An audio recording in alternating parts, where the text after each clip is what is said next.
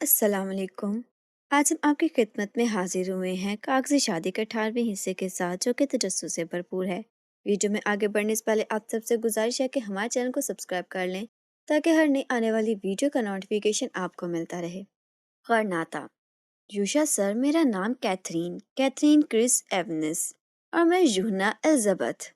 اسے پورا نام صوبیہ پہلی بار سن رہی تھی۔ اسے نام میں ماں کا یہ زنانہ نام دیکھ کر وہ حیرت زدہ تھی۔ سر، وہ دراصل یوہنا کو وضاحت دینے کی کوشش کر رہا تھا، مگر لیزا اور جینفر کی موجودگی سے تھوڑا جھجک محسوس کر رہا تھا۔ لیزا، جینی، تم دونوں نے بھی مل لیا نا یوشا سے؟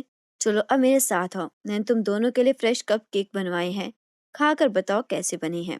یوشا کے اشارے کرنے سے پہلے ہی صوبیہ یوہنا کو سمجھ گئی تھی۔ لیزا اور جینفر وہاں سے جانے کے موڈ میں ہرگز نہیں تھیں، مگر صوبیہ ہاتھ پکڑ کر زبردستی لے جا رہی تھی، جس پر ان کا احتجاج نہ آئے تو بس ایک جھوٹی مسکان سجائے دوستانہ انداز میں وہ کھینچ کر دونوں کو باہر لے گئی۔ سر، وہ دراصل میری امی سنگل پیرنٹ ہے، اس سے میرے نام کے ساتھ ان کا ہی نام ہے۔ وہ 18 سال کی تھی جب میں پیدا ہوا۔ میرے فادر ان کو دھوکہ دے کر چھوڑ گئے۔ یونا کا سر ندامت سے جھکا ہوا تھا۔ اتنے میں صوبیہ دروازہ کھول کر اندر داخل ہو گئی۔ اس کو دیکھ یونا تھوڑا سٹ پٹایا۔ ایک تو میرے گھر میں مجھ سے درخواست کر کے آئے ہو تم لوگ، اور مجھ سے گھبرا رہے ہو۔ صوبیہ کو طیش آیا۔ نہیں، بس میں سوچ رہا تھا لیزا اور جینفر۔ یوہنا کی بات ادھوری تھی کہ کیتھرین گویا ہوئی۔ دراصل صوبی، لیزا میری کزن ہے، وہ میرے گھر پر نہ بتا دے، اگر ایسا ہوا تو بہت مسئلہ ہو جائے گا۔ میں تو جیسے تیسے بچ بھی جاؤں ایک بار کو، مگر یوہنا ہمارا کرایہ دار ہے، اس لیے اسے خوف ہے۔ ارے یار، یہ بات ہسپتال میں بتا دیتے، میں تم چاروں کو ایک گھر میں ہی نہ لاتی، ان کو کسی بہانے سے بعد میں آنے کا کہہ دیتی۔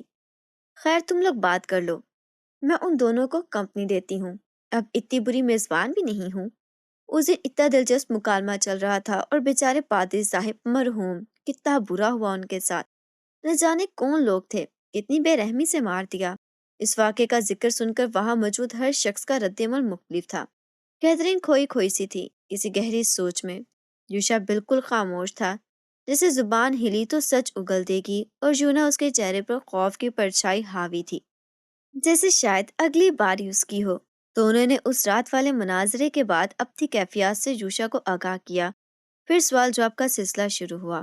یوہنا نے پہلے سوال کیا، ہمارے اور آپ کے درمیان کیا فرق ہے؟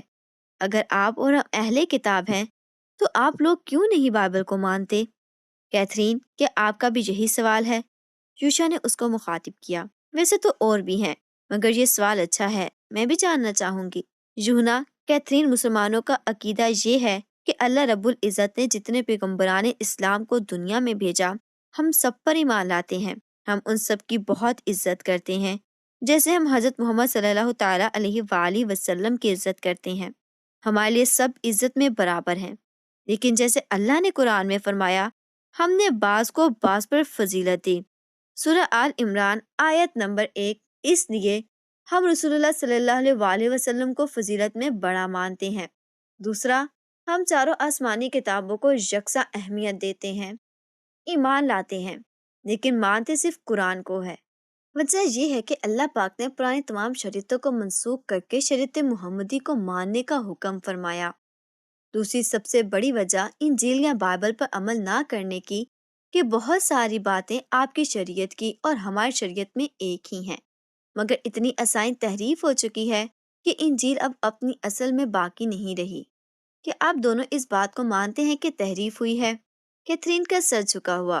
یونا نے ندامت زدہ چہرے سے اس بات کا اظہار کیا۔ ہم کہتے ہیں اگر کوئی دار اسلام میں داخل ہو تو کلمہ طیبہ پڑھے، لا الہ الا اللہ محمد رسول اللہ، یا اشہد ان لا الہ الا اللہ و اشہد ان محمد رسول اللہ۔ پہلے کلمے میں کہا اللہ ایک ہے، ان کے سوا کوئی معبود نہیں، اور محمد صلی اللہ تعالیٰ علیہ وآلہ وسلم اللہ کے رسول ہیں۔ جبکہ دوسرے والے میں کہا کہ گواہی دیتا ہوں کا اضافہ کیا۔ مگر آپ کے ہاں ٹرینیٹی کا فلسفہ ہے، تثلیث کا قاعدہ ہمیں آپ سے جدا کرتا ہے۔ قرآن میں اللہ کہتے ہیں، اگر تم نے میرے ساتھ کسی کو شریک کیا تو یہ ظلم ہے، اور ظالم کا ٹھکانہ جہنم ہے۔ سر، تثلیث بھی تو کہتا ہے تین مل کر ایک بنتے ہیں، اور ایک سے تین بنے ہیں۔ کیتھرین کے لہجے میں ہلکی پھلکی سی جھجک تھی۔ یہ فارمولا کسی گھر کے افراد یا صادق آ سکتا ہے کہ ہم محبت کا اظہار کرنے کے لیے کہیں، جیسے میں کہوں سوبی سے میں ہوں یا مجھ سے سوبی، ایک ہی بات ہے۔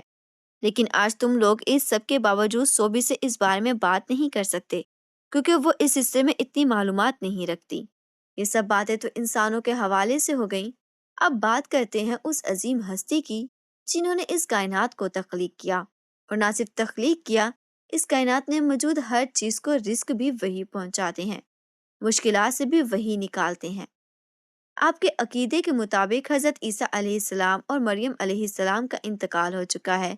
سوچو، جس خدا کی موت ہو جائے یا خدا کے ساتھ جڑے ہوئے حصوں کی موت ہو جائے، کیا یہ رب ہونے کے شایان شان ہے؟ کسی کمپنی میں جب ایک سے زیادہ مالکان ہوتے ہیں تو کمپنی میں فیصلے کیسے لیے جاتے ہیں؟ اگر آپس میں جھگڑا ہو جائے تو ملازمین اور کمپنی کی کیا حالت ہوتی ہے؟ کسی ایک کی غلطی سب کو بھگتنی پڑتی ہے، مگر دنیا کے معاملات میں ایسا کچھ نہیں ہوتا۔ یہ ایک بہت بنیادی سی دلیل ہے جو مسلمانوں کو بچپن میں سکھائی جاتی تھی کہ اللہ رب العزت واحد ہے، نہ اس کا کوئی شریک ہے، نہ وہ کسی کے شریک ہے، وہ تنہا ہے۔ سر، کیا آپ تصدیق کو بابل سے جھٹلا سکتے ہیں؟ یوحنا کے لہجے میں کچھ عجیب بات تھی جو یوشا نوٹ کر کے بھی سمجھ نہیں پا رہا تھا۔ سر، ایک بات کہنی، میں جس ماحول میں پلی بڑھی ہوں، میرا گھر کافی مذہبی ہے۔ میں خود بائبل اور دوسری کتب کا مطالعہ کرتی رہتی ہوں۔ بس مجھے یہ بتائیے کہ ہم محمد صلی اللہ علیہ وسلم کو آخری کیسے مانیں؟ جبکہ عیسیٰ علیہ السلام واپس آئیں گے تو حضرت محمد صلی اللہ علیہ وسلم آخری کیسے ہوں گے؟ کیونکہ مسلمانوں کا عقیدہ ہے ان کو آخری ماننا، اس کے بغیر کسی کو مسلمان نہیں مانا جاتا۔ رسول اللہ کی فضیلت پہ کچھ سوال اور بھی ہے میرے پاس۔ اس سے پہلے کہ یوشا کوئی جواب دیتا، سویرا دروازہ کھول کر اندر داخل ہوئی، کسی کے کوئی رد عمل ظاہر کرنے سے پہلے ہی گویا ہوئی، سر وہ میڈم کو زبردستی لے جا رہے ہیں۔ پھولے ہوئے سانس کے ساتھ وہ مشکل اپنی بات کہہ پائی۔ سب چھوڑ کر یوشا کمرے سے باہر بھاگا۔ آپ لوگ ابھی چلے جائیے، بعد میں آ جائیے گا، کچھ فیملی مسئلہ ہو گیا۔ اس سے پہلے کہ کیتھرین اور یوحنا کوئی سوال کرتے کہ کیا ہوا ہے، سویرا نے خود ہی ان کو وجہ بتلا دی تھی، جسے سن کر بوجھل قدموں سے دونوں باہر نکلے، مگر ان کمرے کے دوسرے دروازے سے نکالا جو سیدھا گارڈن کی طرف کھلتا تھا۔ اندر الگ ہی تماشا تھا۔ حارث صوبیہ کا ہاتھ پکڑ کر زبردستی وہاں سے لے جانے کی کوشش کر رہے تھے اور وہ مدافعت کر رہی تھی۔ کیا ہو رہا ہے یہاں؟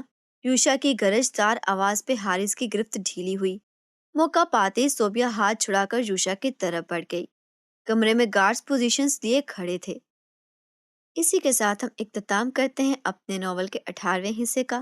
ویڈیو اچھی لگی ہے تو لائک کر دیں اور ہمارے چینل کو سبسکرائب کرنا نہ بھولیں۔ ملتے ہیں اگلی ویڈیو میں، تب تک کے لیے خدا حافظ۔